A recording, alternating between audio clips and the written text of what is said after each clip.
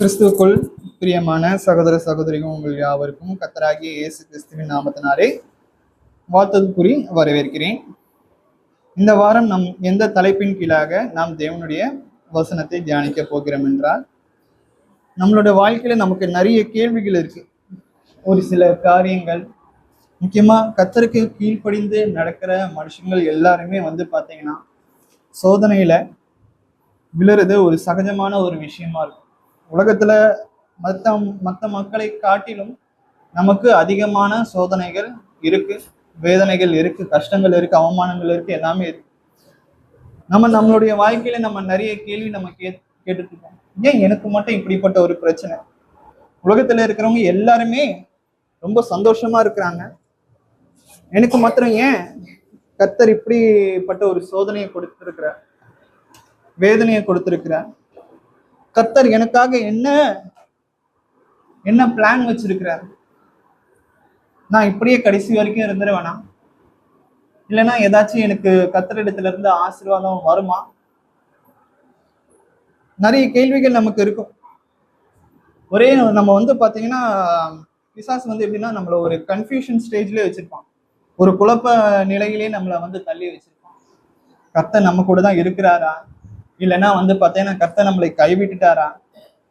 கர்த்தருடைய பிளான் தான் என்ன? என் மூலியமா அவர் என்ன பண்ண போறாரு? நிறைய கேள்விகள் நமக்குள்ள இருக்கு. அதற்குண்டான விடைகளை தான் நம்ம இன்னைக்கு தியானிக்க இருக்கு. முதலாவதாக நாம ஒரு சில வசனங்களை வாசிக்கலாம். எரேமியா 29, எரேமியா 29ஆம் அதிகாரம். இந்த வசனம் பாத்தீங்கன்னா நமக்கு நாம நிறைய இடத்துல இந்த வசனத்தை நம்ம பார்த்திருக்கோம், கேள்விப்பட்டிருக்கோம், வாசிச்சிருக்கோம். நமக்கு பாத்தீங்கன்னா நமக்கு சோர்ந்து இருக்கும்போது நம்ம நினைச்சது எதுவுமே நடக்க மாட்டேங்குது அப்படின்ட்டு ஒரு நிலையில நம்ம தள்ளப்படும் போது, முக்கியமா இந்த எரேமியா 29ஆம் அதிகாரம் வசனம் 11 நம்ம வாசிக்கும் பொழுது நமக்கு பாத்தீங்கன்னா ஆட்டோமேட்டிக்கா ஒரு நல்ல ஒரு விஷயம் நடக்கும். பரவாயில்ல, கர்த்தர் அட்லீஸ்ட் எனக்கு இப்படி ஒரு வார்த்தையை கொடுத்திருக்கிறார், நமக்கு ஒரு சமாதானமான ஒரு வார்த்தையை கொடுத்திருக்கிறார். என் வாழ்க்கையில நான் ரொம்ப போராடிட்டு இருக்கிற சூழ்நிலையில கர்த்தருடைய வார்த்தை என்னை தேற்றுகிறதா இருக்கிறது அப்படிங்கிற ஒரு நிலைமைக்கு கொண்டு போகிற ஒரு வசனமா இருக்கு. எரேமியா 29ஆம் அதிகாரம் வசனம் 11. நீங்கள் எதிர்பார்க்கும் முடிவை உங்களுக்கு கொடுக்கும்படிக்கு. பாருங்க, எப்படிப்பட்ட ஒரு வசனத்தை கர்த்தர் இஸ்ரவேல் மக்களுக்கு சொல்லுகிறார் பாருங்க. இஸ்ரவேல் மக்களுக்கு மாத்திரம்தான். நம்ம இஸ்ரவேல் மக்கள் கிடையாதா? நாம தேவனுடைய பிள்ளைகள் கிடையாதா? இயேசு கிறிஸ்துவை ஏற்றுக்கொண்ட ஒவ்வொரு நபரும் ஆவிக்குரிய ரீதியிலே நாமளும் தேவனுடைய பிள்ளைகளா மாறுகிறோம். அப்ப இப்படிப்பட்ட வசனம் யாருக்கு? நமக்கும் சொல்ற, நீங்கள் எதிர்பார்க்கும் முடிவை உங்களுக்கு கொடுக்கும்படிக்கு. பாருங்க, நான் நினைக்கிறது எதுவுமே நடக்க மாட்டேங்குது.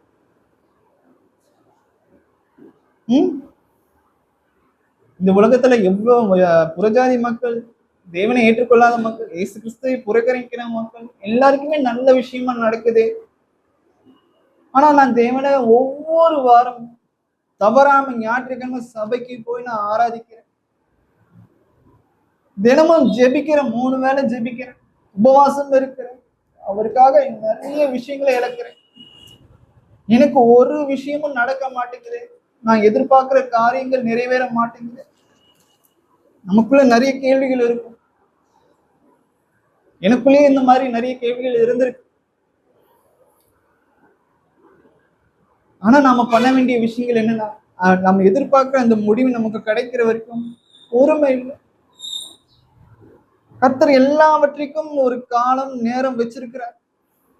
அந்த காலம் நிறைவேறுகிற வரைக்கும் நமக்கு அந்த பொறுமை இல்லை. கோவப்பட்டுறோம், நிதானத்தை இழந்துடுறோம், சாத்தானால ஈஸியா சோதிக்கப்பட்டுறோம், தேவனை விட்டு பின்வாங்கி போயிடுறோம், கீழ்ப்படியாமையில நம்ம போயிடுறோம், கோவப்படுற நிறைய விஷயங்கள் நான் நேரிடு. அப்ப நம்ம எனக்கு எதிர்பார்க்கிற முடிவு நமக்கு எப்படி கிடைக்கும்? கொஞ்சம் யோசிச்சு பார்ப்போம். அதுக்கப்புறம் நம்ம ஃபீல் பண்ணி என்ன பிரயோஜனம்? நான் அவசரப்பட்டுட்டேன் போல, அவசரப்பட்டு பேசிட்டேன் போல, அவசரப்பட்டு முடிவெடுத்துட்டேன் போல. நான் பொறுமையா இருந்திருந்தா நல்ல ஒரு நிலைமைக்கு வந்திருப்பேன். நான் எதிர்பார்க்கிற விஷயம் எனக்கு கிடைச்சிருக்கும். ஃபீல் பண்ணி என்ன பிரயோஜனம்? இங்க சொல்ற, நீங்கள் எதிர்பார்க்கும் முடிவை உங்களுக்கு கொடுக்கும்படிக்கு நான் உங்கள் பேரில் நினைத்திருக்கிற நினைவுகளை அறிவேன் என்று கர்த்தர் சொல்கிறார். அவைகள் தீமைக்கல்ல, சமாதானத்துக்கு ஏதுவான நினைவுகளை. பாருங்க, நீங்க நீங்க எதிர்பார்க்கிற முடிவை நான் உங்களுக்கு கொடுப்பேன். கண்டிப்பா நீங்க கவலைப்படாதீங்க, அது தீமைக்கான ஒரு விஷயமே கிடையாது. அது உங்களை சமாதானத்துக்கு கொண்டு போய் விடும் அப்படின்ற. முதல்ல இந்த வசனம் எதற்காக சொல்லுகிறார் அப்படிங்கிறத நம்ம தெரிஞ்சுக்கணும். எரேமியால நம்ம வாசிக்கும் பொழுது இஸ்ரேல் மக்கள் தேவனுக்கு பிரியமில்லாத பல விதமான காரியங்களை பண்ணி ஒரு நன்றி அறிதல் இல்லாம பாத்தீங்கன்னா நிறைய விஷயங்கள் தேவனுக்கு புறம்ப நிறைய விஷயங்கள் அவங்க பண்றாங்க. அந்நிய தெய்வங்களை வணங்குறது, காம விகாரம், விபச்சாரம், வேசித்தனம், நிறைய விஷயங்கள் அவங்க பண்றாங்க இஸ்ரேல் மக்கள். தேவன் பார்த்து எல்லாரையுமே பாபிலோன் அரசாங்கத்துக்கு அடிமையா கொண்டு போயிட்டாங்க. இவங்க அடிமைத்தனத்துல இருக்கிறாங்க, வேதனைப்பட்டு இருக்காங்க. நாங்க எப்படியெல்லாம் இருந்தோம் கானான் தேசத்துல, இப்படியெல்லாம் இருந்தோம். எங்களுக்குன்னு ஒரு ராஜா இருந்தார், அவருக்கு கீழே நாங்க செல்வ செழிப்பாக இருந்தோம். நாங்க தேவனுக்கு பிரியம் இல்லாம நடந்ததுனால இப்ப நாங்க ஒரு அடிமைத்தனத்துல கொண்டு போய் விடப்பட்டோம். பாபிலோன் ராஜா கிட்ட நாங்க ஒரு அடிமையா நாங்க இருக்கோம். அவங்க உணர்றாங்க, அவங்க தப்ப அவங்க உணர்றாங்க. இப்ப நம்ம நம்ம நிறைய பாவங்களை பண்ணிக்கிட்டு இருக்கோம். நம்ம பாவம் பண்ணல, நான் இது வரைக்கும் எல்லாமே பெர்ஃபெக்டா தான் பண்ணிட்டு இருக்கேன்ட்டு இங்க இருக்கவங்க யாருமே சொல்ல முடியாது, என்னையும் உட்படதான். சரி, ஓகே, நான் பாவம் செஞ்சுட்டு இருக்கேன். ஆனா பாத்தீங்கன்னா எத்தனை பேர் அவங்க பண்ண பாவத்தை உணர்றாங்க. நான் பண்ணது தப்புதான், பிதாவே என்னை மன்னிச்சிருங்க, இனி இப்படிப்பட்ட ஒரு தவறை நான் செய்ய மாட்டேங்கிறது எத்தனை பேரு நம்ம உணர்ந்து மனம் திரும்புறோம். இங்க அப்படிப்பட்ட ஒரு சம்பவம் நடக்கு. இஸ்ரவேல் மக்கள் அவங்க செஞ்ச தப்பை எல்லாத்தையும் உணர்றாங்க, மனம் திரும்புறாங்க. அந்த நேரத்துலதான் கர்த்தர் இப்படிப்பட்ட ஒரு வார்த்தையை எரேமியா தீர்க்கதரிசிக்கு சொல்ற, நீங்கள் எதிர்பார்க்கும் முடிவை உங்களுக்கு கொடுக்கும்படிக்கு. பாருங்க, சும்மாலாம் நமக்கு பாத்தீங்கன்னா தேவன் இடத்துல இருந்து இரக்கம் கிடைச்சிடாது.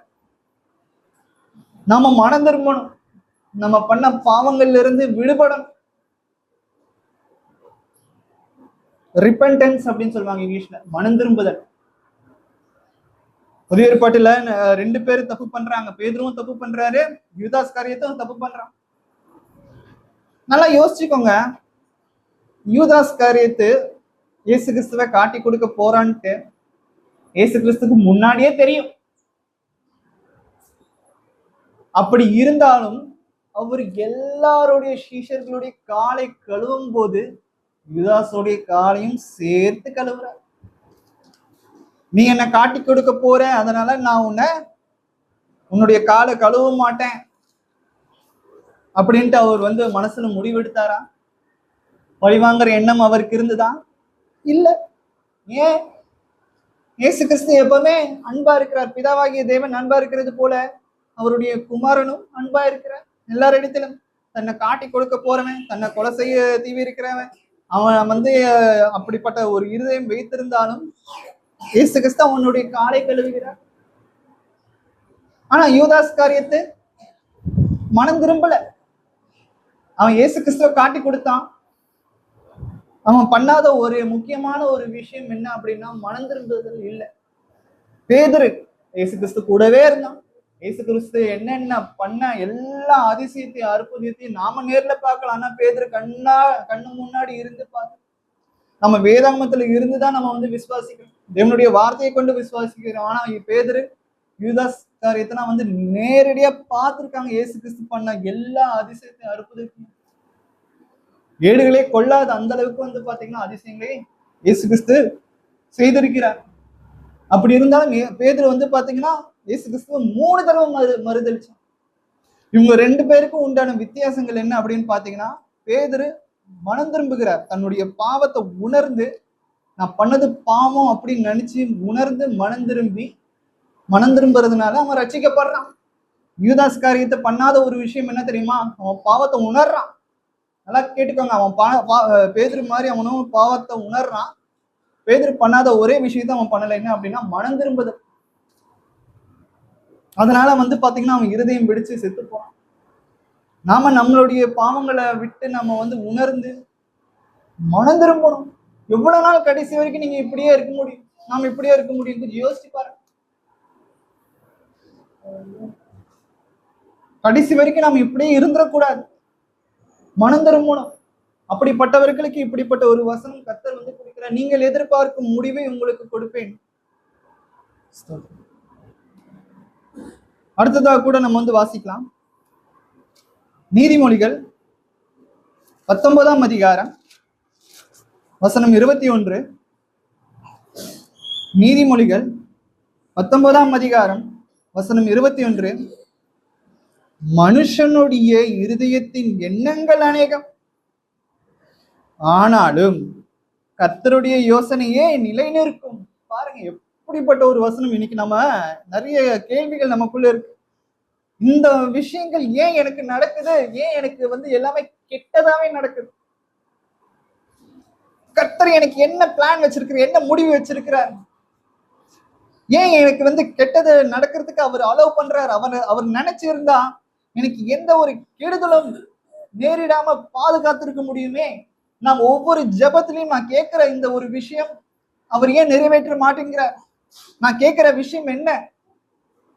எல்லா சோதனைகளிலிருந்து, எல்லா வேதனைகளிலிருந்து, எல்லா கஷ்டத்திலிருந்து என்னை விடுவித்தருளும் பிதாவே தானே நான் வேண்டேன். அது ஆனா அவர் வந்து ஏன் எனக்கு வந்து கஷ்டத்தை கொடுக்கிறார்? பாருங்க, இதுதான் மனுஷனுடைய எண்ணங்கள். மனுஷனுடைய இருதயத்தின் எண்ணங்கள் அநேகம். நம்ம நிறைய விஷயங்களை வந்து யோசிப்போம். வீடு வாங்கணும், கார் வாங்கணும், பணம் சேமிக்கணும், பிள்ளைகளுக்கு எதிர்காலத்துல நல்லா ஒரு விஷயங்கள் பண்ணணும். இது எல்லாமே நிறைய விஷயங்கள் நம்ம யோசிப்போம். கொஞ்சம் யோசிச்சு பாருங்க. நாம நினைக்கிறது நடக்குதா வாழ்க்கையில?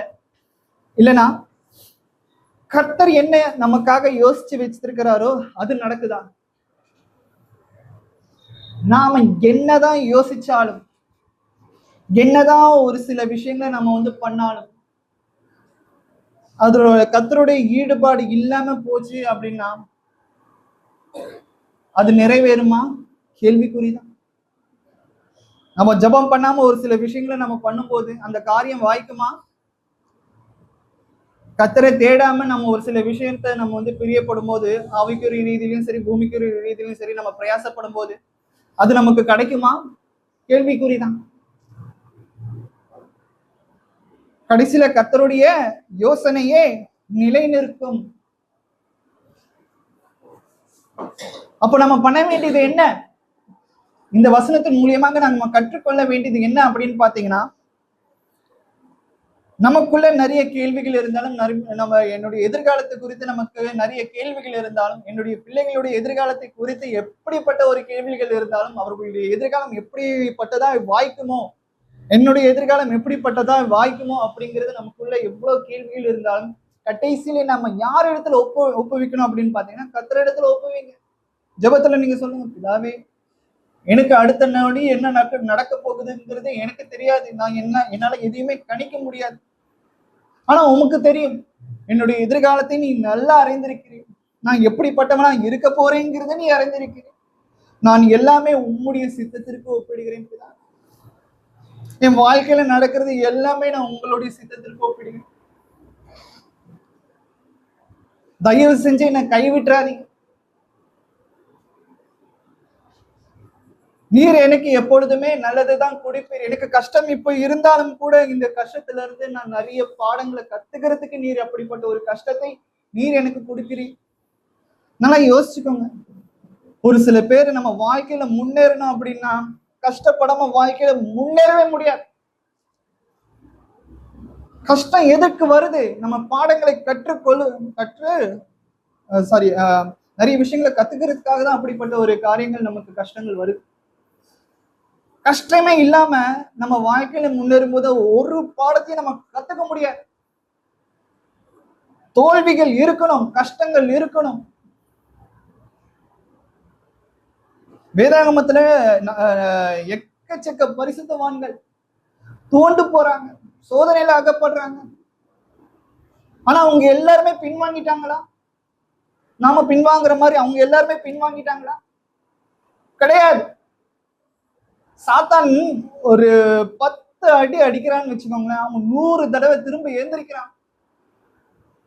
சாத்தான் வந்து பாத்தீங்கன்னா உங்களை அந்த இடத்துலயே இருக்க வைப்பான். நீ கெட்டவன், நீ கர்த்தருக்கு பிரியம் இல்லாதவன், கர்த்தர் உன்னை ஒதுக்கிட்டார், உன்னுடைய இருதயத்தின் நினைவுகளை அவர் அறிந்திருக்கிறார். நீ என்னதான் ஜபம் பண்ணாலும், என்னதான் உபவாசம் இருந்தாலும், என்னதான் நீ சபைக்கு போனாலும் உனக்கு ஒரு பிரயோஜனமும் கிடைக்காதுன்னு சொல்லிட்டு சாத்தான் உங்களுடைய காதுல பேசிக்கிட்டே இருந்து உங்களை வந்து கடைசியில விலை பண்ணிட்டே இருக்கிறது தான் அவனுடைய வேலை. நீங்க திரும்பி எந்திரிச்சு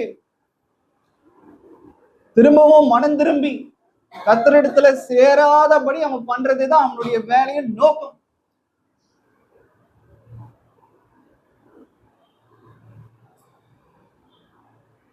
நாம அதற்கு இடம் கொடுக்க கூடாது. பரவாயில்ல, நான் தப்பு பண்ணியிருக்கேன், கர்த்தர் என்னை மன்னிப்பார், கர்த்தராகிய இயேசு கிறிஸ்து என்னை மன்னிப்பார். பிதாவாகிய தேவன் கர்த்தராகிய இயேசு கிறிஸ்துவை கொண்டு என்னுடைய பாவங்களை மன்னிப்பார். நான் எப்படிப்பட்ட ஒரு பாவங்கள் செய்திருந்தாலும் கர்த்தர் என்னை மன்னிப்பார். அவர் என்னை சோதித்த பிறகு நான் பொன்னாக விளங்குவேன்.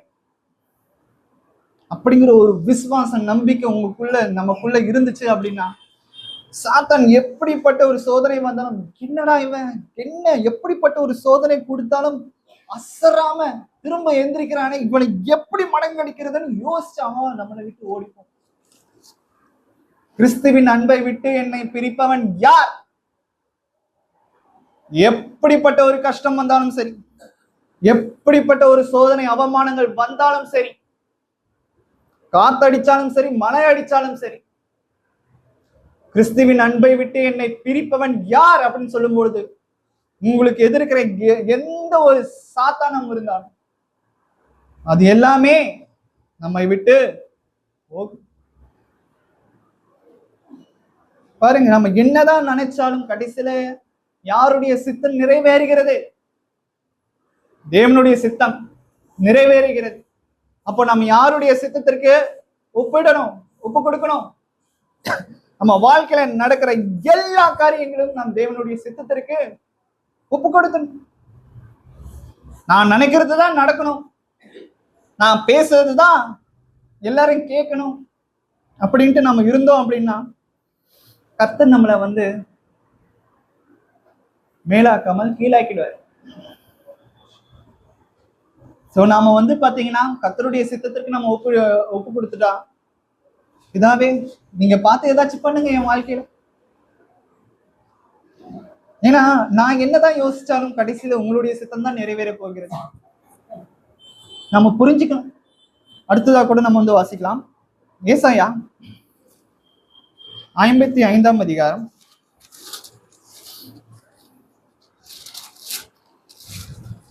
வசனம் 8, 9 கூட நம்ம வந்து வாசிக்கலாம். ஏசாயா 50.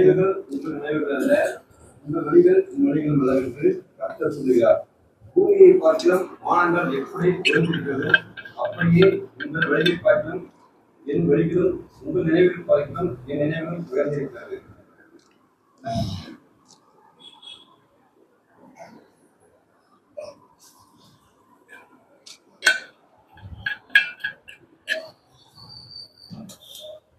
இங்கே ஏசாயா தீர்க்கதரிசி மூலியமா கர்த்தர் என்ன சொல்றாருன்னு பாருங்க.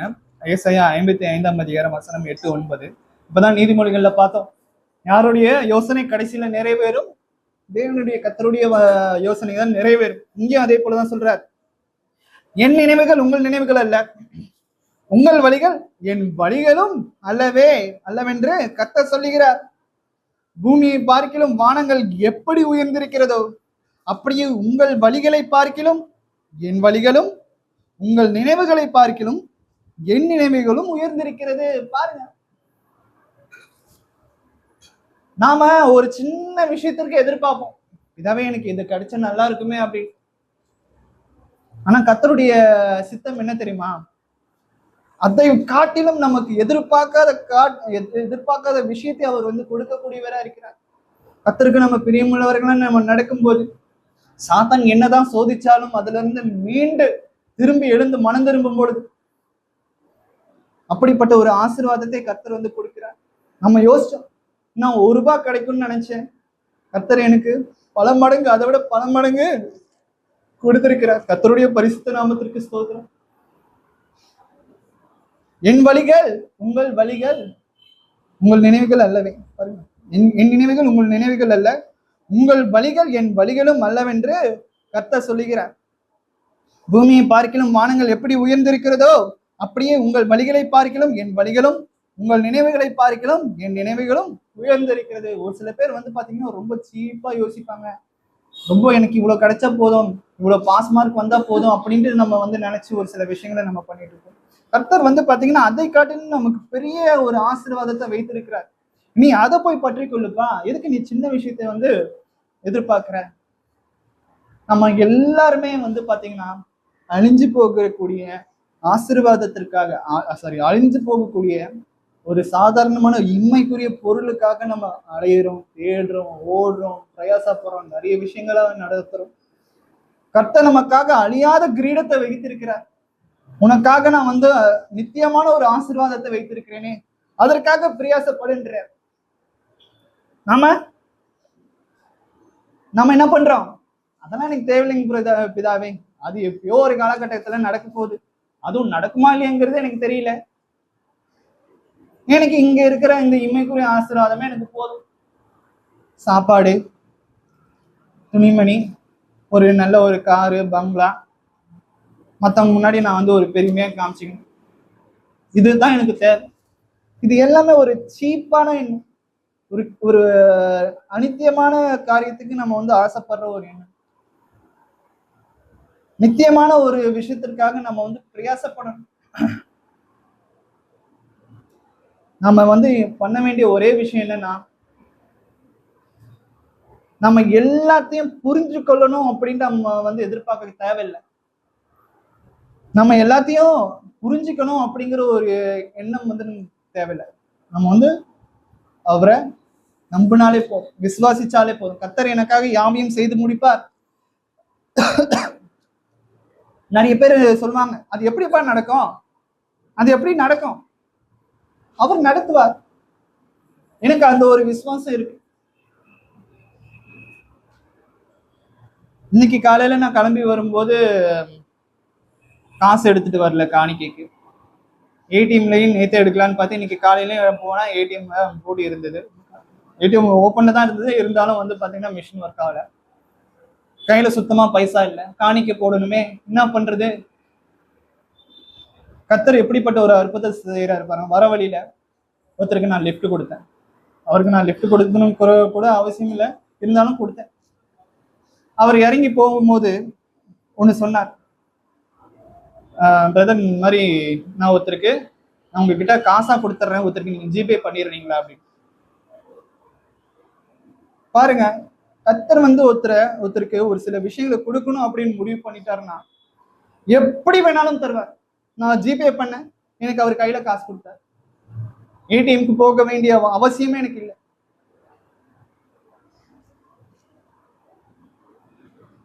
நாம வந்து நம்பணும். இதெல்லாம் வந்து நமக்கு எதுக்கு நடக்குது அப்படின்னா, கர்த்தர் வந்து நம்மளை கைவிடல, கர்த்தர் நம்மளை வந்து நேசிக்கிறார், நம்ம கூடவே இருக்கிறார். நமக்கு தேவையான எல்லா விஷயத்தையும் நாம பண்றதுக்கு முன்னாடி அவர் நமக்காக செய்து முடிக்கிறார். இது எனக்காக மாத்திரம் இல்லை, நமக்கே உங்க எல்லாருக்குமே இப்படிப்பட்ட ஒரு சில விஷயங்கள் நடந்திருக்கும். இன்னைக்கு நடந்தது, அதனால நான் உங்களுக்கு இப்படிப்பட்ட ஒரு விஷயங்களை நான் சொல்றேன். கர்த்தர் வந்து கொடுக்கிற ஆசீர்வாதத்தை யாருமே தடுக்க முடியாது. இப்படிப்பட்ட ஒருத்தவனுக்கு நான் கொடுக்கணும், ஆசீர்வாதத்தை கொடுக்கணும் அப்படின்னு முடிவு பண்ணிட்டாருன்னா அது யாராலையும் தடுக்க முடியாது. அடுத்ததா கூட நம்ம வந்து வாசிக்கலாம். ரோமர் 8ஆம் அதிகாரம் வசனம் 28. ரோமர் 8ஆம் அதிகாரம் வசனம் 28.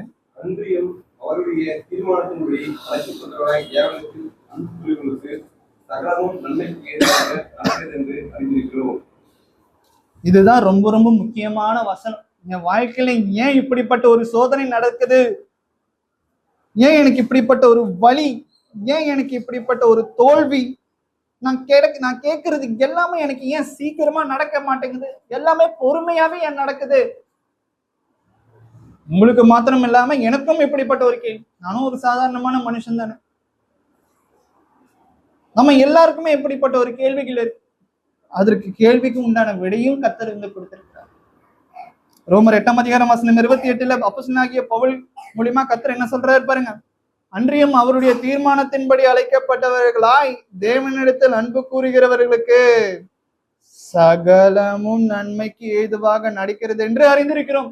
நமக்கு கஷ்டங்கள் வந்தாலும் சரி, அவமானங்கள் வந்தாலும் சரி, எல்லா விஷயமும் நம்ம எதிர்பார்க்கிற நேரத்துல அது நடக்காத போது பொறுமையாக நடந்தாலும் சரி, நமக்கு வலி வந்தாலும் சரி, தோல்வி வந்தாலும் சரி, நமக்கு எல்லாமே அது கர்த்தர் நன்மையாக முடிய வைப்பார்.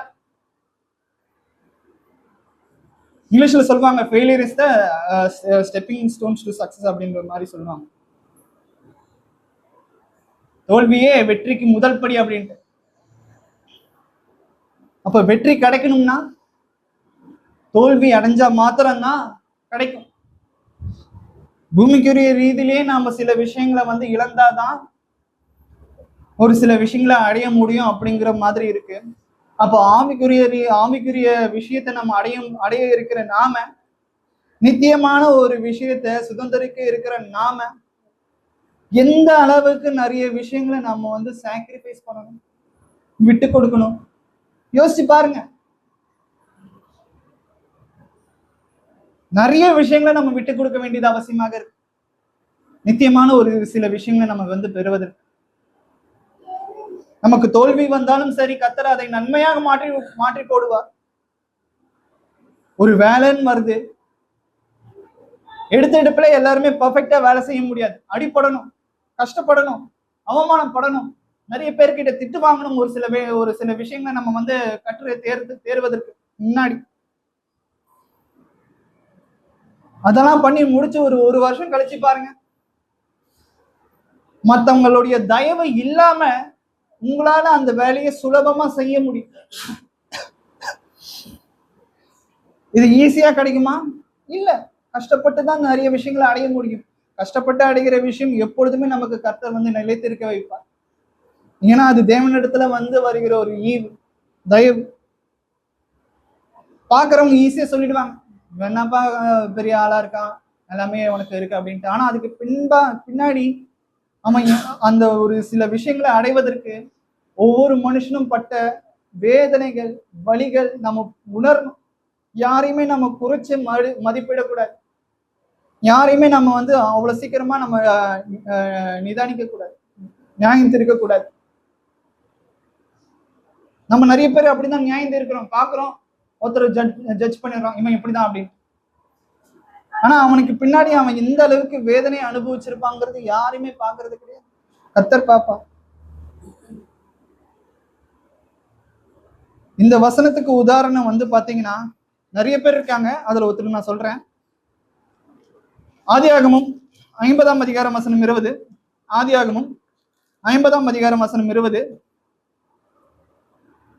யோசேப் சொல்லுங்க. நீங்கள் எனக்கு தீமை செய்ய நினைக்கிறீர்கள், தேவனும் இப்போது நடந்தபடியே ஜனங்களை உயிரோடு காக்கும்படிக்கு அதை நன்மையாக முடிவு பண்ணினார். பாருங்க, இங்க வந்து யோசேப்பு வந்து அவங்களுடைய சகோதரர்கள் நிறைய பேர் இருக்காங்க. யாக்கோபுக்கு மொத்தம் 12 பிள்ளைகள், ஆம்பளை பசங்க.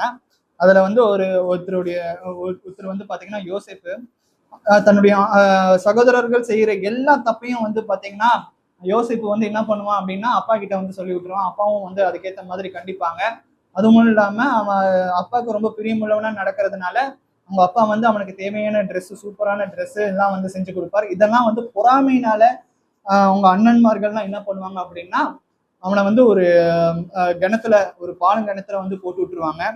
அப்புறம் வந்து யோசிப்பாங்க, இவனை வந்து இவனை வந்து அந்த பாலங்கிணத்துல நம்ம வந்து எதுக்கு ரொம்ப நேரம் வச்சுக்கிட்டு இருக்கணும், பேசாம இவனை வந்து ஒரு 40 வெள்ளி காசுக்கு நம்ம வந்து வித்துடலாம் அப்படின்னு சொல்லிட்டு எகிப்துக்கு அடிமையா அவனை வந்து வித்துருவாங்க. இது வந்து பாத்தீங்கன்னா யோசிப்புக்கு நடந்த ஒரு கெடுதல், யோசிப்புக்கு வந்து ஒரு சோதனை, யோசிப்புக்கு வந்து ஒரு தோல்வி. ஆனா கர்த்தர் வந்து அந்த தோல்விய, அவனுக்கு வந்த அந்த சோதனைய, அந்த அந்த அவமானத்தை எப்படி மாத்துறார்? மற்றவர்களுக்கு நன்மையா முடிகிற மாதிரி மாத்துறார். அது அவனுக்குமே நன்மையா தான் முடிஞ்சு. அதான் இங்க சொல்றாரு, நீங்கள் எனக்கு தீமை செய்ய நினைத்தீர்கள். நீங்க எனக்கு தீமை செய்யலாம், மனுஷன் எனக்கு தீமை செய்யலாம்.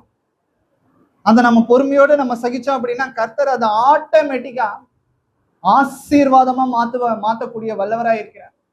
நம்ம எத்தனை பேர் நம்ம இதை வந்து விசுவாசிக்கிறோம்? கொஞ்சம் யோசிச்சு பாருங்க. மத்தவங்க எனக்கு அதை கெடுதல் செஞ்சாலும், தீமையா யோசிச்சு நான் நல்லா இருக்க கூடாதுன்னு செஞ்சாலும், கர்த்தர் அதையும் எனக்கு நன்மையாக மாற்றி போடுவார். தேவனோ இப்பொழுது நடந்து வருகிறபடியே வெகு ஜனங்களை உயிரோடே காக்கும்படிக்கு அதை நன்மையாக முடிய பண்ணினார். அவன் மூலியமாக இஸ்ரவேல் மக்கள் அனைவரும் ஆசீர்வதிக்கப்பட்டார்கள்.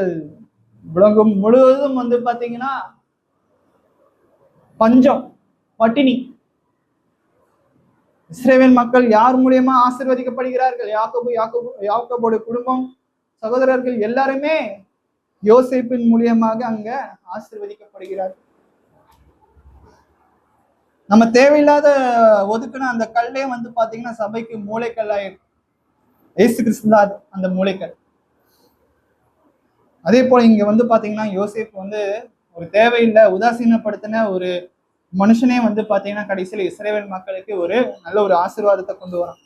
பிதாவாகிய தேவன் இவன் மூலியமாக இஸ்ரவேலை ஆசீர்வதிக்கிறார். நல்லா யோசிச்சுக்கோங்க, நமக்கு வருகிற எல்லா கஷ்டத்தையும் நம்ம இனி வரும் காலங்கள்ல ஏன் எனக்கு இப்படி நடக்குது, ஏன் கர்த்தர் என்னை இப்படி சோதிக்கிறார் அப்படிங்கறத நம்ம யோசிக்கிறதை காட்டிலும், இந்த சோதனையிலிருந்து நான் என்ன விஷயத்தை கற்றுக்கொண்டேன், கர்த்தர் என்னை புடமிடுகிறார்,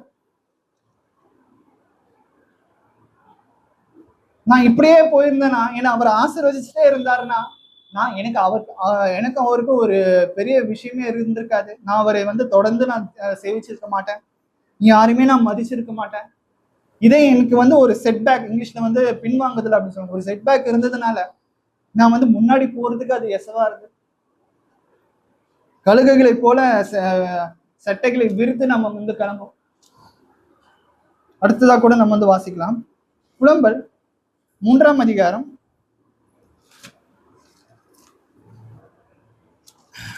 'நம்ம யோசிப்போம், ஏன் நம்ம நினைக்கிறது வந்து சீக்கிரமா நடக்க மாட்டேங்குது.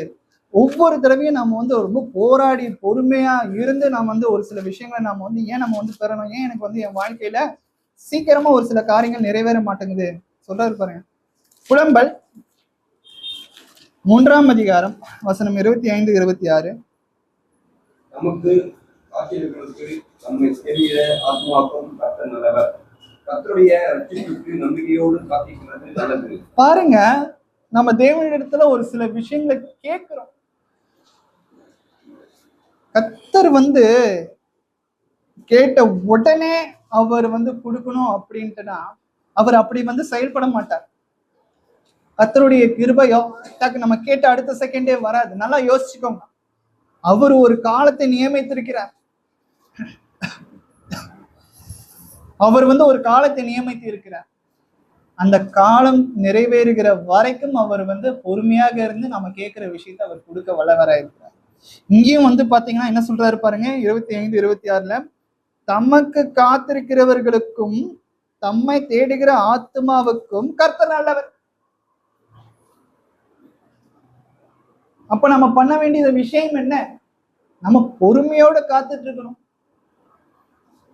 என்ன நெஞ்சிச்சுட்டு இருக்காங்க, எனக்கு எதிராக எல்லாருமே பண்ணிக்கிட்டு இருக்காங்க, ஆனா கர்த்தர் வந்து அவங்களை எதுவுமே பண்ண மாட்டேன்றாரு.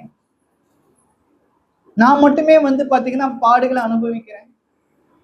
நான் எவ்வளவு காலத்துக்கு தான் இவ்வளவு நாள் பொறுமையோட இருக்கிறது? நம்ம அவர்களுக்காக ஜெபம் பண்ணுங்க. நம்மளை எதிர்க்கிறாங்களா அவங்களுக்காக ஜெபம் பண்ணுங்க. ஜெபம் பண்ணும்போது அவர்களுக்கு நன்மை செய்யும் போது அக்னி தலையில நம்ம அவர்களிடத்துல கொண்டு போய் சேர்க்கிறோம். அதை விட்டுட்டு நீங்க திரும்ப அடிச்சீங்க, திரும்ப பேசுனீங்க, பதிலுக்கு பதில் வாங்குனீங்க அப்படின்னா கத்தர் பண்ண வேண்டிய வேலையை நீங்க பண்ணிட்டீங்கன்னா அப்ப கத்தருக்கு என்ன வேலை இருக்கு? அப்படி இருக்கக்கூடாது. நம்ம வந்து பழிக்கு பழி வாங்கவே கூடாது. ஜெபம் பண்ணுங்க அப்படின்றாரு. அதான் இங்க சொல்றது, பொறுமையா இருங்க, காத்துருங்க, எனக்காக அப்படியே சைலண்டா அமைதியா முட்டி போட்டு ஜெபம் பண்ணிடுங்க. அதுதான் காத்திருக்கிறது. கர்த்தருடைய ரட்சிப்புக்கு நம்பிக்கையோடு காத்திருக்கிறது நல்லது. நம்மளை ஆசீர்வதிக்கிறதுக்கு அவர் ஒரு நேரத்தை வைத்திருக்கிறார். அந்த நேரம் நிறைவேற வரைக்கும் நம்ம வந்து பொறுமையோட காத்திருக்க வேண்டியது அவசியமாக இருக்கு. ஆபகுக் 2ஆம் அதிகாரம் வசனம் 3. ஆபகுக் 2ஆம் அதிகாரம்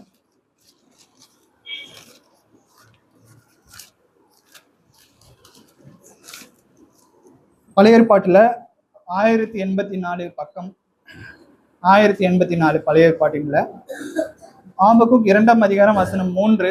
குறித்த காலத்துக்கு தரிசனம் இன்னும் வைக்கப்பட்டிருக்கிறது. வீட்டிலேயே அது விலகும். அது பொய் சொல்லாது, அது தாமதித்தாலும் அதற்கு காப்பீடு. அது நிச்சயமாய் வரும், அது தாமதிப்பதில்லை.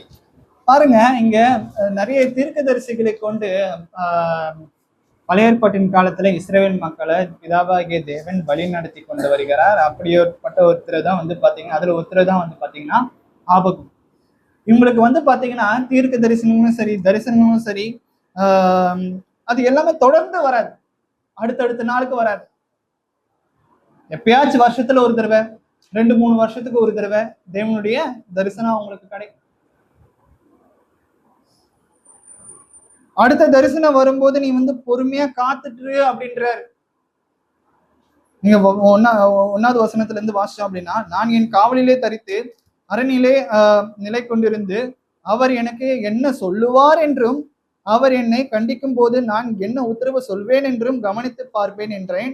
அப்பொழுது கர்த்தர் எனக்கு பிரதித்திரமாக, நீ தரிசனத்தை எழுதி அதை கடந்தோடுகிறவன் வாசிக்கும்படி பலகையிலே தீர்க்க தரிசனமாக வரை. குறித்த காலத்திற்கு தரிசனம் இன்னும் வைக்கப்பட்டிருக்கிறது, முடிவிலே அது விளங்கும். பாருங்க, தீர்க்க தரிசிகளுக்கு ஒரு சில விஷயங்கள் பின்னாடி நடக்க போறது முன்னாடியே வந்து அவங்களுக்கு வந்து தரிசனமா வந்து கிடைக்கும். அந்த தரிசனத்தை அவங்க வந்து எழுதுவாங்க, மற்றவங்களுக்கு பிரயோஜனம் உள்ளதா அவங்க வந்து எழுதுவாங்க. இப்ப இருக்கிற நிறைய பேர் வந்து தீர்க்க தரிசனம் உரைப்பாங்க. அது வந்து பாத்தீங்கன்னா எந்த அளவுக்கு உண்மை அப்படிங்கிறது எனக்கு தெரியல, அது கர்த்தருக்கு தான் வெளிச்சம். நிறைய பேர் வந்து பாத்தீங்கன்னா தீர்க்க தரிசனம் வந்து ஒரு சில விஷயங்களை பண்ணி முடிஞ்சதுக்கு அப்புறம் தான் சொல்லுவாங்க, கர்த்தர் எனக்கு இப்படிப்பட்ட ஒரு விஷயத்தை வெளிப்படுத்தினாரு, நான் நைட்டு தூங்கிட்டு இருக்கும்போது அது நடந்து முடிஞ்சிடுச்சு அப்படின்னு. நடந்து முடிஞ்ச ஒரு விஷயத்த நீங்க சொல்லி ஒரு பிரயோஜனமும் கிடையாது, அது தீர்க்க தரிசனமே கிடையாது. நான் கூட தான் சொல்லலாம், இப்படிப்பட்ட ஏதோ ஒரு சம்பவம் நடந்துருச்சு, நானும் கனவுல வந்து கர்த்தர் வந்து என் கனவுல வந்து இப்படிப்பட்ட ஒரு விஷயம் நடக்க போகுதுன்ட்டு முன்னாடியே சொன்னாரு, அது நடந்து முடிஞ்சிச்சு, யாரோன்னா சொல்லலாம். அது தீர்க்க தரிசனமே கிடையாது. தீர்க்க தரிசனம் எதற்காக கொடுக்கப்படுகிறது அப்படின்னா, ஒரு இன்னல்கள் சிக்கல்கள் வர இருக்கு, அது வருவதற்கு முன்பாக நாம நம்மளுடைய ஆத்மாவை எப்படி தயார் பண்ணிக்கணும், அதுதான் தீர்க்க தரிசனம். அதுதான் நம்ம வந்து தீர்க்க தரிசனம் மற்றவங்களுக்கு உரைப்பது.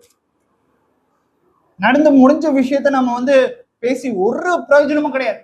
நான் கனவு கண்டா அது நடந்துடுச்சு, நான் கனவு கண்டா நடக்க போகுது அப்படின்னு சொன்னா பிரச்சனை இல்லை.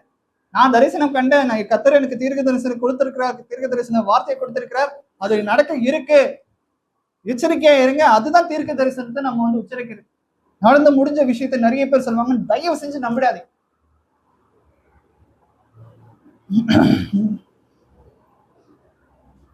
ஸோ நாம வந்து பாத்தீங்கன்னா கர்த்தருடைய நேரம் வந்து ரொம்ப பர்ஃபெக்டா இருக்கும். நாம நினைக்கிறத விட அவருடைய நேரம் வந்து ரொம்ப பர்ஃபெக்டா துல்லியமா இருக்கும். அதுக்காக நம்ம வந்து வெயிட் பண்ணிட்டு இருக்கலாம். அடுத்ததா கூட நம்ம வந்து வாசிக்கலாம். கர்த்தருடைய பிளான் நம்ம வந்து பாத்தீங்கன்னா விசுவாசம் கண்டிப்பா வைக்கணும். எபிரேயர் அவர் நமக்கு வைத்திருக்கிற பிளானுக்காக நம்ம வந்து பொறுமையோட நம்ம வந்து காத்திருக்க வேண்டியது அவசியமாக இருக்கு. முக்கியமா விசுவாசம் நமக்கு தேவை. பொறுமையும் வேணும், விசுவாசமும் வேணும். எபிரேயர் 11 வசனம் 8, விசுவாசத்தினாலே ஆபிரகாம் தான் சுதந்திரமாக பெறப்போகிற இடத்திற்கு போகும்படி அழைக்கப்பட்ட போது கீழ்ப்படிந்து தான் போகும் இடம் இன்னதென்று அறியாமல் புறப்பட்டு போனான். பாருங்க, நாம ஒருத்தர் மேல நம்பிக்கை வைக்கணும் அப்படின்னா அவர் யாரு, எப்படிப்பட்டவர், எல்லா டீட்டெயிலும் வாங்கி தான் ஒரு சில விஷயங்களை நம்ம இறங்குறோம் பூமிக்குரிய நீதியில. அவர் யாரு, எப்படிப்பட்டவர், இவரை நம்பலாமா நம்ப கூடாதா, இவருக்கு வந்து பேக்ரவுண்ட் எப்படி இருக்கு. நம்மளுடைய குழந்தைங்களை ஒருத்தர் இடத்துல கொடுத்து ஸ்கூலுக்கு அனுப்புறோம், ஒரு ஆட்டோக்காரன் கிட்ட கொடுத்து ஒரு ஸ்கூலுக்கு அனுப்புறோம். அவர் யாரு, எப்படிப்பட்டவர், அவர் ஆதார் கார்டு முதல் கொண்டு நம்ம வந்து பரிசோதிக்கிறோம். அவர் வீட்டுல எத்தனை பேர் இருக்காங்க, அவர் வீடு எங்க இருக்கு அப்படிங்கிற முதல் கொண்டு. இது ஒரு உதாரணத்துக்கு தான் நான் சொல்றேன். ஆனா ஆபிரகாம் வந்து பாருங்க, முதல்ல தேவன் ஆபிரகாமை கூப்பிடும் போது, நான் உன்னை ஆசீர்வதிப்பேன். அவர்கிட்ட குழந்தை கூட 75 வயசுல வந்து பாத்தீங்கன்னா எல்லாமே முட்டி செத்து இருக்கும். கேர்ள்ஸுக்கு வந்து நார்மலா, லேடிஸ்க்கு வந்து மெனோபாஸ் ஆயிருப்பாங்க. ஸோ அதெல்லாம் வந்து பாத்தீங்கன்னா அவர் வந்து எப்படி வந்து சந்ததியை பெருக பண்ணுவார், எப்படி வந்து பாத்தீங்கன்னா என் மனைவியும் வந்து பாத்தீங்கன்னா குழந்தை பெற முடியாத ஒரு சுச்சுவேஷன் ஏஜுக்கு வந்துட்டாங்க. ஆனா கர்த்தர் வந்து இப்படி சொல்றாரு. நான் ஏற்கனவே ஒரு சில விஷயங்கள் சொன்னதுதான், கர்த்தர் ஒரு விஷயத்த முடிவு பண்ணிட்டாருன்னா அதை எப்படி இருந்தாலும் நிறைவேற்றுவார். இன்னைக்கு காலையில நடந்த சம்பவம் கூட எனக்கு அதுதான் உணர்த்துது.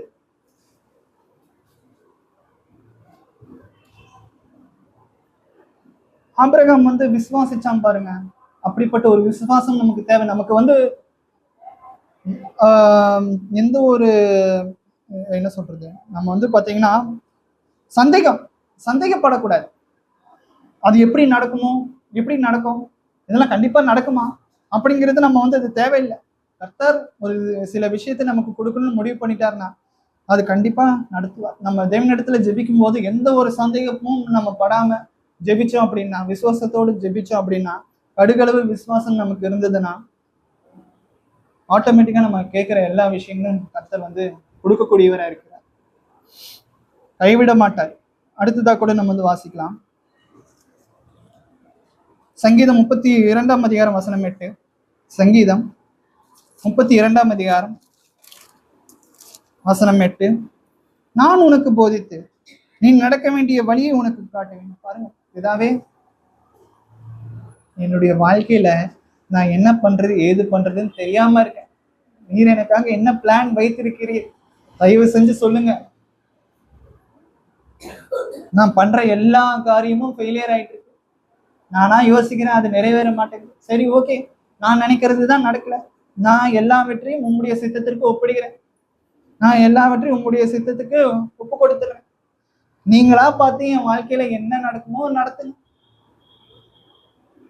நான் உனக்கு போதித்து, கர்த்தர் நமக்கு வந்து நல்ல ஒரு ஞானத்தை கொடுப்பார். நீ நடக்க வேண்டிய வழியை உனக்கு காட்டுவேன். நாம யார்கிட்ட எப்படி பேசணும், எப்படி நடந்துக்கணும் அப்படிங்கிற ஒரு ஞானத்தை கர்த்தர் கொடுப்பார். நம்மளுடைய வாழ்க்கையில முன்னேறுவதற்கான தேவையான எல்லா விஷயத்தையும், பூமிக்குரிய விஷயமா இருந்தாலும் சரி, ஆவிக்குரிய விஷயமா இருந்தாலும் சரி, எல்லா விஷயத்தையும் கர்த்தர் நமக்கு போதிப்பார், நமக்கு வழியை காண்பிப்பார். நாம தான் அதை கிராப் பண்ணிக்கணும், பிடிச்சுக்கணும். நல்லதையும் வைக்கிறார், கெட்டதையும் வைக்கிறார். நாம நல்லதா பார்த்து தேடி ஒரு சில விஷயங்களை நம்ம பண்ணணும். உதாரணத்துக்கு ஒரு போன் எடுத்துக்கோங்க. ஒரு போன்ல இன்டர்நெட் இருந்துச்சுன்னா அதுல நல்லதும் இருக்கு, கெட்டதும் இருக்கு.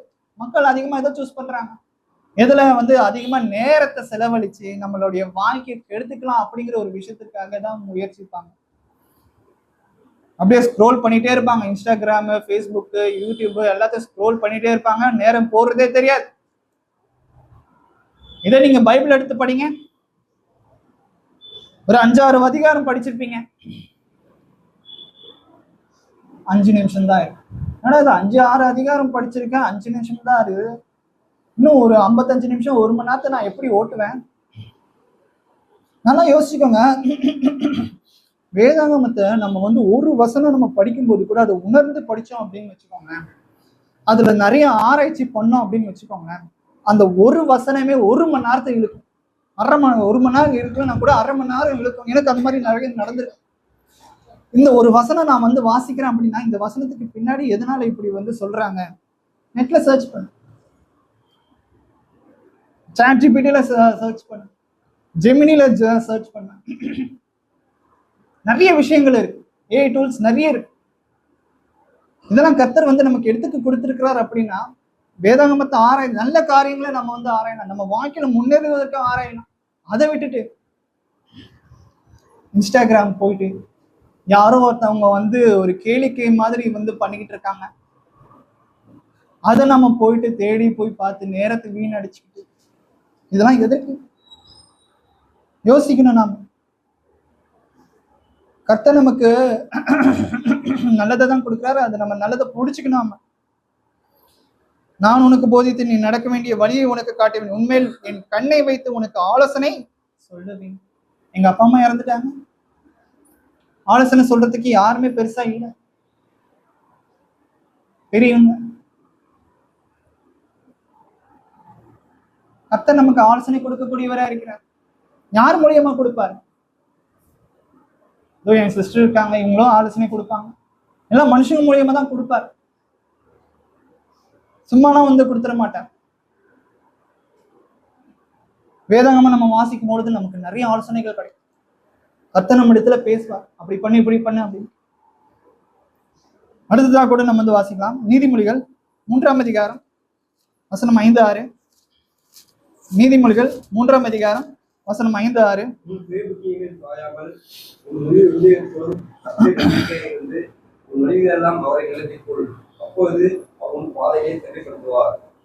கீழ்ப்பிடிதல் கண்டிப்பா வேணும். தேவனிடத்துல நம்பிக்கை கண்டிப்பா வேணும். நம்பிக்கையும் வேணும், கீழ்ப்படிதலும் இருக்கும். உன் சுய புத்தியின் மேல் சாயாமல். நான் ஒரு முடிவு பண்ணிட்டேன், நான் ஒரு சில விஷயங்களை தேடுறேன், அது எனக்கு கிடைக்க மாட்டேங்குது. நான் இனி என்ன பண்ணலான்ட்டு இருக்கேன் அப்படின்னா கர்த்தருடைய சித்தத்துக்கு நான் எல்லாத்தையும் ஒப்பு கொடுத்துட்றேன். நான் ஒரு விஷயத்துக்கு போவேன், கர்த்தருக்கு சித்தமானாலும் அது நடக்கட்டும், இல்லையா கர்த்தர் வந்து எனக்கு என்ன கொடுத்திருக்கிறாரோ நான் அதை ஏற்றுக்கிறேன். அந்த ஒரு நிலைமைக்கு நாம தள்ளப்படும் போது, அந்த ஒரு நிலைமைக்கு நாமளே போய் சேரும் போது நம்ம மனசுல வந்து பாத்தீங்கன்னா சமாதானம் ஆட்டோமேட்டிக்கா வரும். இது கர்த்தருடைய சித்தம் நடந்திருக்கு, அவருக்கு இதுதான் சித்தம்னா யாரு என்ன பண்ணாலும் அதை தடுக்க முடியாது. நம்ம கூட அப்பா அம்மா இருப்பாங்க, திடீர்னு நம்மளை விட்டு போயிடுவாங்க. நம்ம என்ன அவங்கள வந்து கடைசி வரைக்கும் பிடிச்சி வச்சுக்கிட்டு இருக்க முடியுமா? முடியாது. நமக்கு நெருங்கிற நண்பர்களா இருந்தாலும் சரி, ரொம்ப அன்பா இருக்கிற எந்த ஒரு ஆத்மாவும் இருந்தாலும் சரி, கடைசி வரைக்கும் அவங்கள நம்ம நல்லா பார்த்துக்கிட்டு இருக்க முடியுமா? நம்மளால முடிஞ்ச அளவுக்கு நம்ம ட்ரை பண்ணுவோம். அதுக்கு மேல கர்த்தருடைய சித்தம்.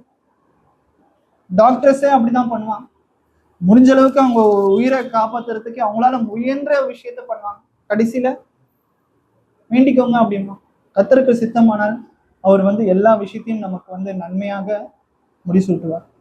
உன் சுய புத்தியின் மேல் சாயாமல் உன் முழு இருதயத்தோடும் கர்த்தரின் நம்பிக்கையா இருந்து உன் வழிகள் எல்லாம் அவரை நினைத்துக்கொள், அப்பொழுது அவர் உன் பாதைகளை செவ்வாய்ப்படுத்துவார். கர்த்தரிடத்துல ஒப்புவீங்க, சரண்டர் அவங்க. அடுத்ததா கூட நம்ம வந்து வாசிக்கலாம். மீகா 6ஆம் அதிகாரம் வசனம் 8.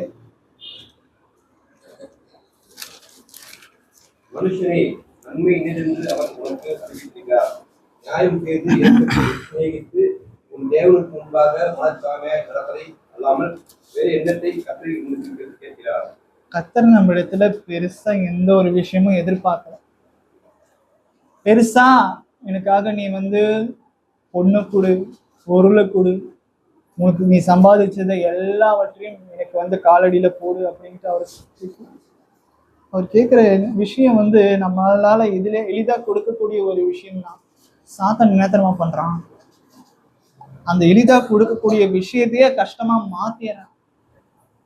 கொஞ்ச நாள் நிலைச்சிருப்பாங்க, பின்வாங்கிடுவாங்க, டாட்டா பாய் காமிச்சிட்டு போயிடுவாங்க. நாம அப்படி இருக்கக்கூடாது. பின்வாங்கினாலும் திரும்ப மனம் திரும்பி வரணும். மனுஷனே நன்மை இன்னதென்று அவர் உனக்கு அறிவித்திருக்கிறார். பாருங்க, ஆதாம் ஏவாள் இருக்காங்க, நல்லது எது கெட்டது எது அப்படின்ட்டு கிளியரா சொல்லியிருக்கிறான். ஆனா மனுஷன் தான் கெட்டதை சூஸ் பண்றான். அவன் தன் தன் சுய இச்சையினாலே இழுக்கப்பட்டு சோதிக்கப்படுகிறான். கர்த்தர் நமக்கு நல்லதை போதிச்சிருக்கிறார். அப்பா அம்மா மூலியமா சரி, இன்னும் மற்ற ஆத்மாக்கள் மூலியமாவும் சரி, நல்லதை நமக்கு தெரியுது எது நல்லது எப்படி. நிறைய பேருக்கு என்னன்னா, ஒரு சில காரியங்கள் கெட்டது பண்றதுக்கு முன்னாடியே அவங்க கெட்டதுதான் பண்றாங்க அப்படிங்கறத உணர்ந்தே பண்றாங்க. கர்த்தருக்கு இது பிரியமா இருக்காது அப்படிங்கறத உணர்ந்தே பண்ணும்போது கர்த்தர் எந்த அளவுக்கு அவர் மனஸ்தாபப்படுவார். நிறைய பேர் அந்த காலத்துல பாத்தீங்கன்னா அவர் சிலுவையில அறியும் போது நிறைய நிறைய ஆத்துமாக்கள் அவங்க பண்றது தெரியாம பண்ணிட்டு இருக்காங்க. பிதாவே, இவர்களுடைய பாவங்களை மன்னின்னு சொல்லிட்டு இயேசு கிறிஸ்து அவர்களுக்காக தன்னை சிலுவையில அறைஞ்சவங்களுக்காக அவர் கவலைப்படுறார், கண்ணீர் வெடிக்கிறார், தேவனிடத்துல ஜெபிக்கிறார். நம்ம தேவனை பத்தி நல்லா தெரியும், இயேசு கிறிஸ்துவை பத்தி நல்லா தெரியும். தெரிஞ்சு அவரை விட்டு நம்ம பின்வாங்கி போகும்போது அவங்களாச்சும் பரவாயில்ல, என்னை தெரியாம தான் நான் யார் எப்படிப்பட்டவன் அப்படின்னு தெரியாம என்ன சிலுவையில அறைஞ்சாங்க.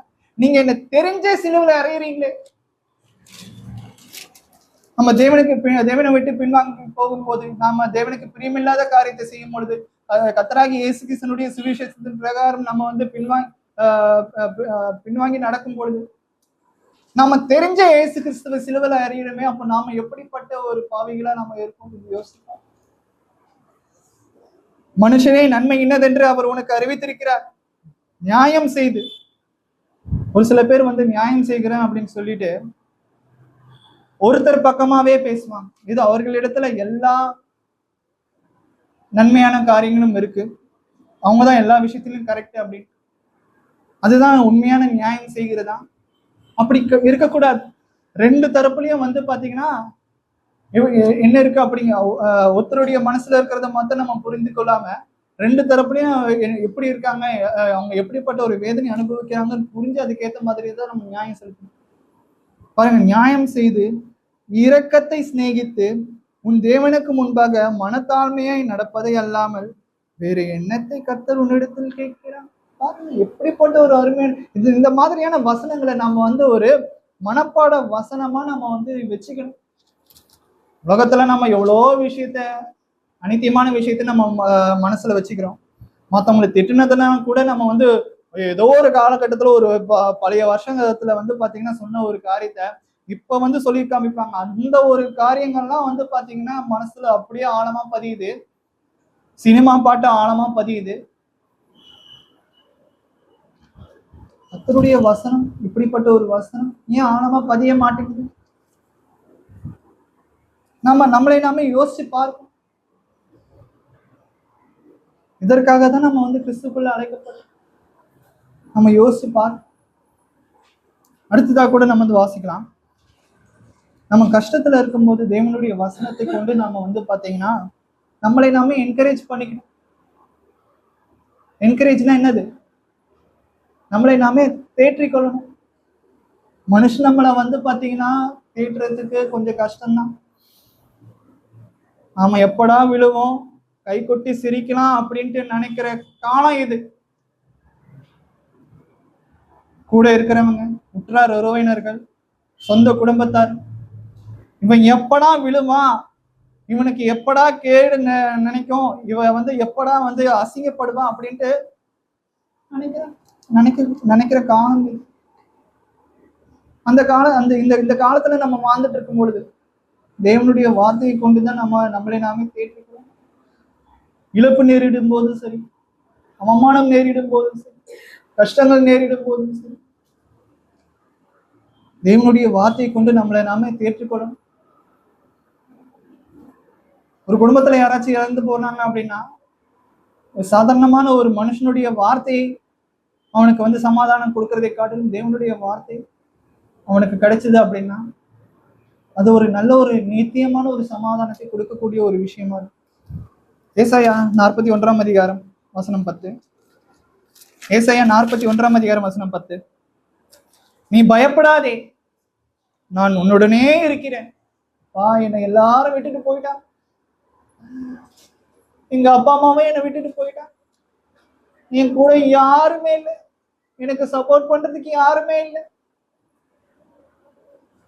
என்னுடைய ஃபீலிங்ஸை புரிஞ்சு கொள்றதுக்கு யாருமே இல்லை. நான் என்ன நினைக்கிறேன் அப்படிங்கிறது யாருமே என்ன கேட்க மாட்டேங்கிறான், புரிஞ்சு கொள்ள மாட்டேங்கிறான். எனக்குள்ள இருக்கிற வழி யாருமே உணர மாட்டேங்கிறான்.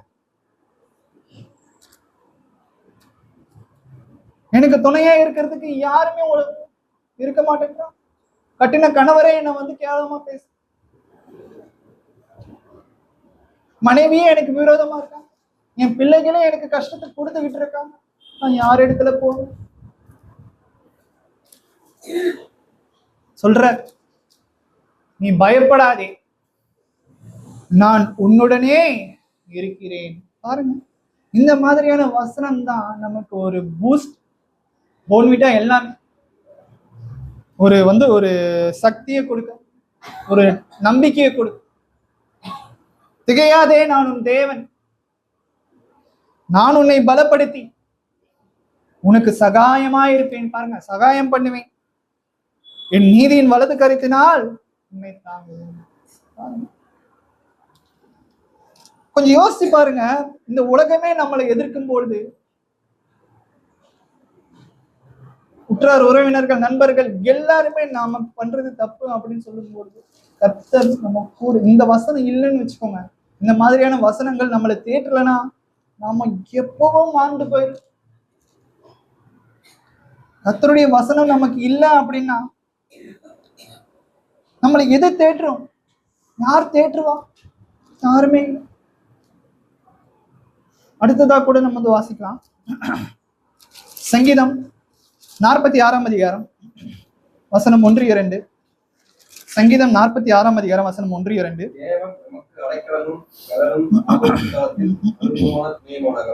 ஆகையால் பூமி நிலை மாறினாலும் மலைகள் போகாலும்.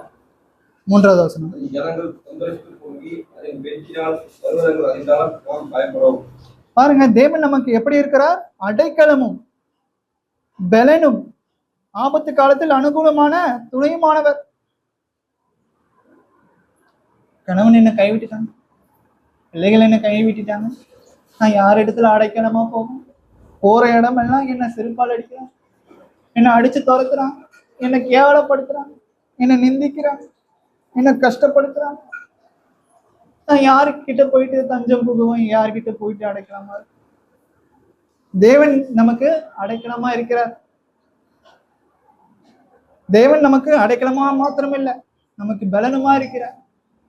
நம்ம வாழ்க்கையில முன்னேறதுக்கு எப்படிப்பட்ட ஒரு சாதனை எப்படிப்பட்ட ஒரு சோதனை கொண்டு வந்தாலும் அதை சகிக்கிறதுக்கு நல்ல ஒரு பலனை கர்த்தர் நமக்கு கொடுக்கக்கூடியவராக இருக்கிறார். இப்படிப்பட்ட ஒரு வசனங்கள் தான் நம்ம ஆவிக்குரிய ரீதியில பின்வாங்கும் பொழுது இப்படிப்பட்ட ஒரு வசனத்தை கொண்டு நம்ம சாத்தானை ஜெயிக்க வேண்டியது அவசியமாக. உபாகமம் 31 அதிகாரம் வசனம் 8.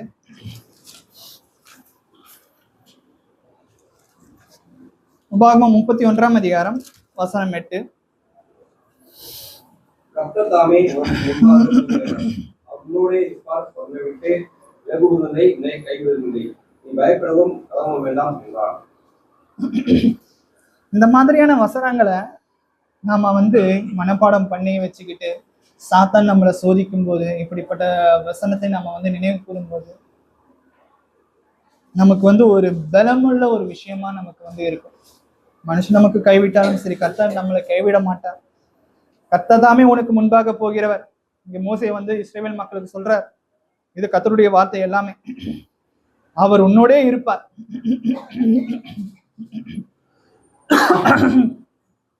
நீங்க வீட்டுல தனியா இருக்கீங்க, ஆமா, வீட்டுல தனியா இருக்கிறதுக்கு ஒரு சூழ்நிலை வருதுன்னு வச்சுக்கோங்க. நீங்க எப்பவுமே நீங்க தனியா இருக்கேன் அப்படின்ட்டு தயவு செஞ்சு சொல்லாதீங்க, நான் வீட்டுல தனியா இருக்கேன் சொல்லாதீங்க. கிறிஸ்துக்குள்ள இருக்கவங்க எப்பவுமே பாத்தீங்கன்னா கர்த்தர் நம்மளை தனியாவே இருக்க விட மாட்டார். நாம தனியா இருக்க விரும்பினாலும் கூட அவர் நம்ம எப்பொழுதுமே நம்ம கூடவே இருக்கிறார். நாம அதை யோசிக்கணும். நான் தனியா இருக்கேன்ட்டு தயவு செஞ்சு, நீ யாருப்பா? நீ தனியாள், உனக்கு யார் இருக்கா? உனக்கு யாருமே கிடையாது. நீ செத்து போனாலும் கூட உனக்கு பாத்தீங்கன்னா உன்னை தூக்கி போடுறதுக்கு யாருமே வர மாட்டான். நிறைய பேர் இப்படி சொல்லி நம்மளை கேவலப்படுத்துவாங்க. உனக்கு என்ன இருக்கு? நீ ஒரு தனியாள், உனக்கு யாருமே கிடையாது. அப்போ நாம பண்ண வேண்டிய யோசிக்க வேண்டிய விஷயங்கள் என்ன? ஐயோ, எனக்கு நான் தனியாளா இருக்கேனே, எனக்கு சப்போர்ட் பண்றதுக்கு யாருமே, எனக்கு துணை யாருமே இல்லையே அப்படின்னு யோசிக்காதீங்க, பின்வாங்கிடாதீங்க. கர்த்தர் நம் கூடவே இருக்கிறார். அவர் என்னை வந்து எப்பவுமே தனியா இருக்க விட்டதே கிடையாது. இயேசு கிறிஸ்து ஒரு வசனத்துல அப்படிதான் சொல்றார், அவர் என்னை தனியா இருக்க விட்டதே கிடையாது. கர்த்தர் எப்பவுமே என் கூட இருக்கிறார். பிதாவாகிய தேவன் என் கூட எப்பவுமே இருக்கிறார். நாமளும் அதுதான் சொல்லணும். அவர் உன்னுடனே இருப்பார். அவர் உன்னை விட்டு விலகுவதும் இல்லை, உன்னை கைவிடுவதும் இல்லை. அவர் கைவிட்டாருன்னா நம்ம எப்பயும் நிர்மூலமாகி போயிருப்போமே. நம்ம ஏன் கர்த்தர் வந்து இன்னும் நம்மளை வந்து உயிரோட வைத்திருக்கிறார்? கர்த்தர் நம்மளை கைவிடல. நீ பயப்படவும் கலங்கவும் வேண்டாம். அடுத்ததா கூட நம்ம வந்து வாசிக்கலாம்.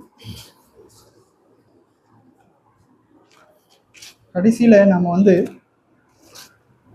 இயேசு கிறிஸ்துவை விசுவாசிக்கணும். எபேசியர், நீங்க யாரை விசுவாசிக்கிறீங்களோ இல்லையோ, தயவு செஞ்சு இயேசு கிறிஸ்துவை விசுவாசிங்க.